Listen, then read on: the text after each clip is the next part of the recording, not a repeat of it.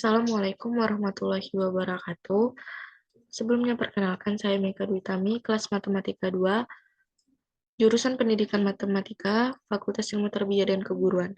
Di sini saya akan melanjutkan tugas saya pada mata kuliah metode numerik untuk metode Near-Minimax Approximation. Langsung saja untuk polynomial approximation ini pada fx menggunakan sebuah interpolasi polinomial. Dalam kasus ini, di mana interpolasi untuk fungsi fx adalah ketika x anggotanya a, b, hal pertama yang harus dilakukan adalah mengubah interpolasi dari x anggota a, b ke y anggotanya min 1,1. Langsung saja kepada contoh kasus pendekatan Near Minimax.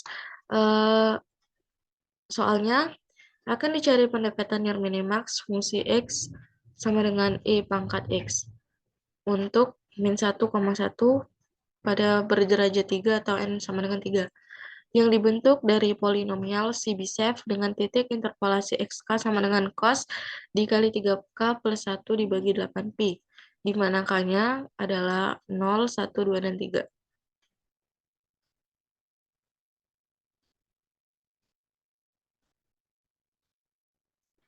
Nah, penjelasannya yaitu dari 4 titik CBCF, fx-nya sama dengan e pangkat x pada titik-titik CBCF, dan formula selisihnya terbagi Newton. Nah, kalian pasti belum tahu kan dari mana dapat hasil yang ada pada tabel-tabel ini. Baiklah, langsung saja. Untuk tabel yang pertama XK ini, itu tuh dimasukin K-nya ke dalam si titik interpolasi ini tadi. Nah, untuk yang pertama ini dimasukin untuk K-nya sama dengan 0. Berarti kan 3K dikali 0 sama dengan 0, 0 ditambah 1, 1. 1 dibagi 8 dikali Pi-nya itu kan sudah diketahui 180. Berarti 1 per 8 dikali 180. Itu hasilnya 22,5. Nah, cos dari 2,5 itu yaitu 0,9238 ini. Nah, ya, baik.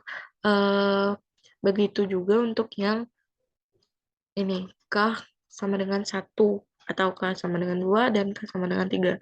Itu dicarinya sama seperti lengkap yang pertama tadi. Nah, untuk tabel yang kedua ini fungsi dari si XK. Jadi fungsinya tadi kan E pangkat X. Nah, tinggal kita masukin aja tuh sama dengan XP fungsi dari si XK ini. Kita klik dan tinggal di enter.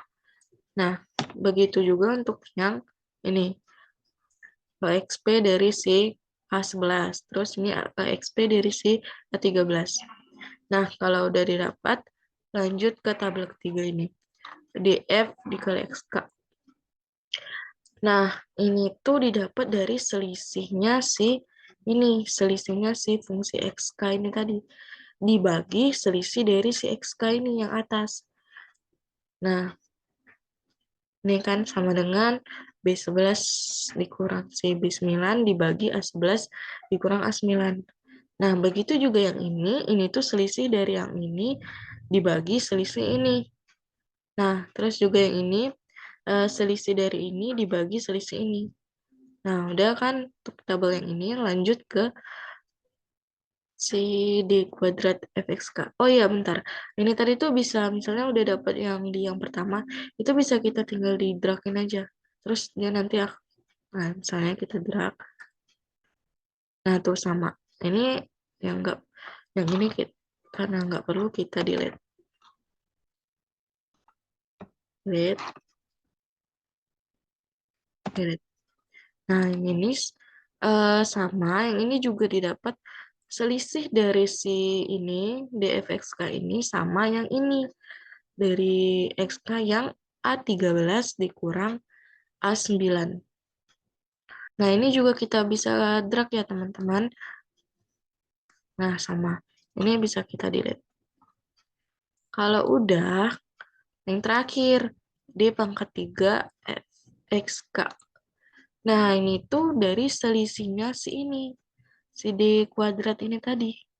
Dibagi sama yang A15 XK yang paling bawah dikurang A yang paling atas, XK yang paling atas. Didapatlah hasilnya 0,147411.